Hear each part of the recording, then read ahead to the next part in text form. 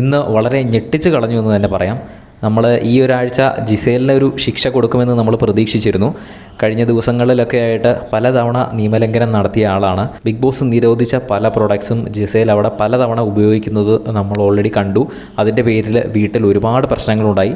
പക്ഷേ വീക്കെൻഡ് എപ്പിസോഡിൽ ലാലേട്ടൻ അത് നിസ്സാരമായിട്ട് എടുത്തു കളഞ്ഞു. ഇനി ആവർത്തിക്കരുത്, ഇനി ആവർത്തിച്ചു കഴിഞ്ഞാൽ ഞങ്ങൾ ഇനി ചോദിക്കാൻ നിൽക്കില്ല, 7ൻ്റെ പണിയായിരിക്കും ഇനി തരുന്നത് എന്ന് പറഞ്ഞ് വാൺ ചെയ്ത് വിട്ടത് മാത്രമേ ഉള്ളൂ.